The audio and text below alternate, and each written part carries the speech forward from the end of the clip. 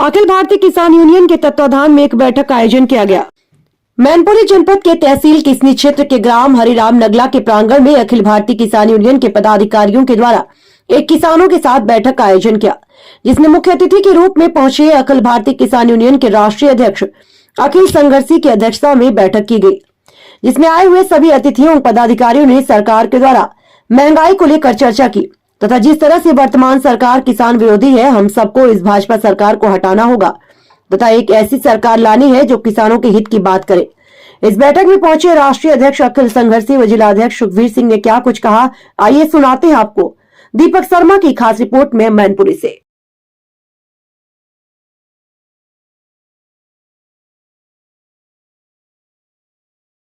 आपके कैमरा की कृपा है।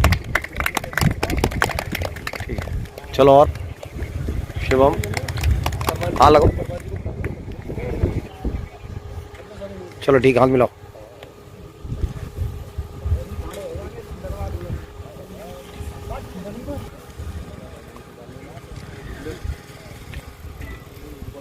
चलो लगो। उनको भाई साहब को जान दो जी लोग पास ये सब काम हो रहा है, करते हो तुम नहीं। और उन्होंने यह भी कहा कि 100 साल की जलालत भरी जिंदगी से सम्मान के एक दिन की मौत अच्छी। आप घुट घुट करके परेशान हो रहे हैं, आवारा जानवरों से परेशान हैं, समय पर खाद नहीं मिले, मंडी में आपको ठगा जा रहा है, सोसाइटी में आपको ठगा जा रहा है, बाजारों में आपको ठगा जा रहा है। करते हैं आप फसल पैदा करते हैं, पूरा परिवार लगा के फसल पैदा करते हैं, लेकिन आपको अधिकार नहीं है तो उसका समर्थन मूल्य तय कौन करेगा? उसे आड़तिया तय करेगा, आप तय नहीं कर सकते। जबकि वो छोटे से छोटे चीज की सौदा उसका मूल्य तय करता है दवाइयों का। आयोजित किया गया, किसके नेतृत्व में किया गया और किस बैनर तले हुआ है? आज ये अखिल भारतीय किसान संगठन यूनियन के बैनर तले हुआ है और सुखवीर सिंह मैंने यहाँ कार्यक्रम करवाया है जी। किसान संगठन का राष्ट्रीय अध्यक्ष को बुला कर। अच्छा, इसका मेन उद्देश्य क्या था? मेन उद्देश्य भ्रष्टाचार के खिलाफ बोलना। भ्रष्टाचार जैसे अपने यहाँ भ्रष्टाचार हो रहे हैं, सब किसानों को बहुत परेशानी हो रही है। यहाँ अब आवारा पशु बहुत परेशान कर रहे हैं, समय पे खाद नहीं मिल रही है, बीज नहीं मिल रही है, किसानों को परेशानी हो रही है। उसी के पर्पज पे यहाँ आयोजित किया गया है। ठीक, आज किसान यूनियन अखिल भारतीय किसान यूनियन की बैठक हुई है, इसका मेन उद्देश्य क्या है, क्यों बैठक की गई है? महत्वपूर्ण बात यह है कि आज यहाँ संगठन का विस्तार किया जा रहा है। संगठन में जिम्मेदार लोगों को जिम्मेदारियां दी जा रही हैं, साथ ही भ्रष्टाचार, अत्याचार, अन्याय के खिलाफ किसानों को एकजुट किया जा रहा है, लोगों को जागरूक किया जा रहा है, उनके अधिकारों के प्रति सजग किया जा रहा है।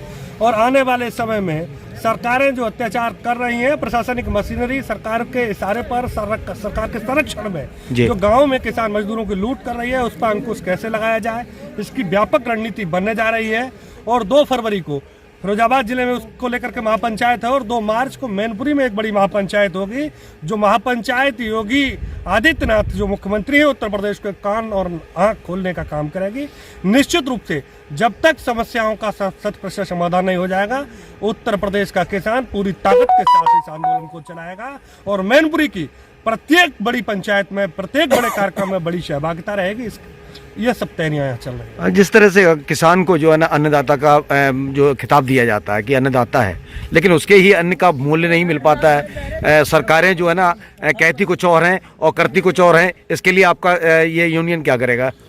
दरअसल में हम लोग एमएसपी गारंटी कानून के लिए निरंतर लड़ रहे हैं, सारे देश के किसान संगठन लड़ रहे हैं, लेकिन सरकारों की मंशा नहीं है। खेती किसानी को जानबूझ करके लोगों ने घाटे की सौदा बना के रखा है। जो धरती माँ हमें 1 दाने के 100 दाने देती है, उसमें भला घाटा कैसे?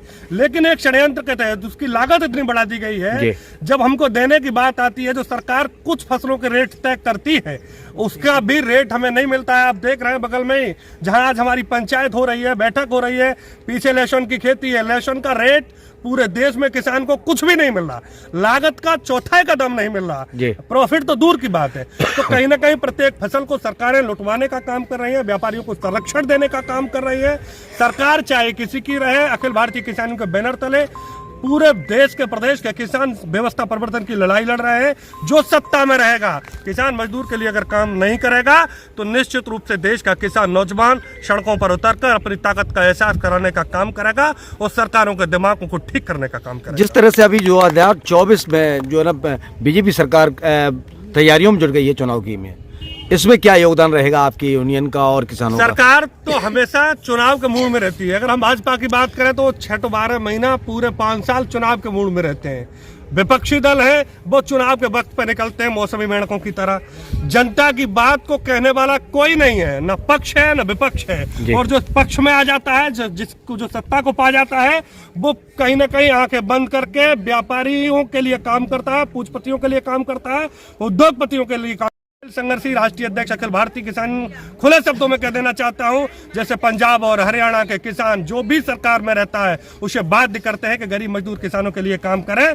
उत्तर प्रदेश के किसान भी इसी पैटर्न पे काम करेंगे और हर हालत में बहुत जल्दी एक बड़ा पैदल मार्च उत्तर प्रदेश के किसानों का लखनऊ को रहेगा और उत्तर प्रदेश के मुख्यमंत्री को मिलकर के बताएंगे कि ये समस्याओं का आप समाधान करिए। आपके संरक्षण में आपकी कृपा की वजह से जो अधिकारी जिलों में, तहसीलों में, थानों में तैनात हैं, वो दिन और रात हमको लूटने का काम कर रहे हैं। लूट की छूट किसान अब किसी भी हालत में सरकार को नहीं देगा। प्रशासनिक मशीनरी को तमीज सिखाने का काम करेगा। अगर सरकार प्यार व्यवहार से उन्हें ठीक नहीं करेगी तो किसान अपनी ताकत पर, लाठी के दम पर ठीक करने का काम। अगर आपकी मांगे पूरी न हुई तो किस तरह का आंदोलन करेंगे?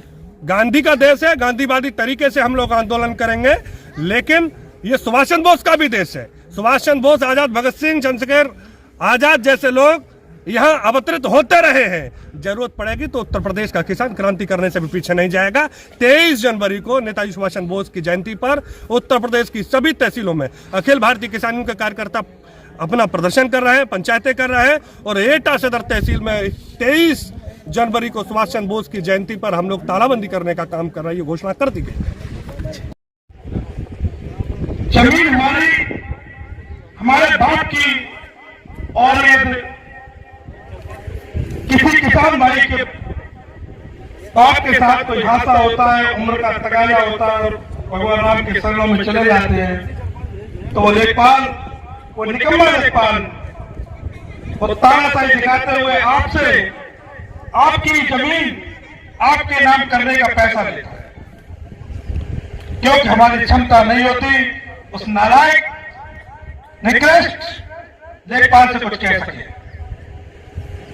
और हम फिर अपने गांव के किसी ऐसे लोग का सहारा लेते हैं जो दलाली का काम करता है, आपसे पैसा लेके उस लेखपाल को देता है। इन सब समस्याओं को दूर करने के लिए हम सब लोगों को इकट्ठा होना पड़ेगा। प्रदेश अध्यक्ष हूँ, ये वो है, कुछ नहीं, आप सब प्रदेश अध्यक्ष हैं, सब प्रदेश महासचिव हैं, सब राष्ट्र अध्यक्ष हैं। ये हाथ है, शिक्षा लो इस हाथ से, इसका नाम रख दिया बड़ी उंगली। हमारे साथ आइए, समाज को दिखाइए हम बराबर हैं। संगठन की बात कह रहा हूं, देखिए कटिए छठी बराबर हो गया है, समाज को दिखाने को बराबर है, रस बड़ी देखिए बराबर है, उसको उठाने इसी वजह से आपको संगठन बढ़ाना है, मिलकर कहने बढ़ाना है। मैं तो कह देता हूं 100 की एक बात, अलविदा हिंद से, अरे इंसान जन्मत हो गए और मखलूक की इमदाद में बस 3 बेटे रह गए। सबसे बड़े रिश्वत अली, मजलिस सिपाही खान है और छोटे खुशामत बेगम जिनकी दी जाती सामने कत्ल के ही केस में, सबकी नहीं कहा ईमानदार भी, कत्ल के ही केस में रिश्वत अली की जीत है और सख्त हाकिम मोम हो गाता उसी के गीत है। और नौकरी मिलना कठिन, मिल जा सिपाही खान से, अरे योग्यता कुछ भी लो पर करो हुकूमत शान से। फिर पैसा पड़ा, कुछ लोग चापलूस पैदा हो गए, मेरे साथ घर घुसे आएंगे, बच्चे उठाने गोद में के बचत आदमी मुन्ना खुशामत बेग को गोदी में पुचकार कर और जी हजूरी सीखे तो चाय रोज कर ऐसे लोगों को समाज से त्यागना होगा, तभी हमारे तुम्हारे सूत्र की पहचान होगी, किसानों की पहचान होगी। धनवान वो नहीं इसका तिजोरी पैसा होता है, जिसकी तिजोरी पैसा तो भरी होती है। धनवान वो होता है जिसकी तिजोरी में राष्ट्रीय संघर्ष अखिल जी के संघर्षी में आप जैसे लोगों की फिजूली भरी हुई है वो धनवान है।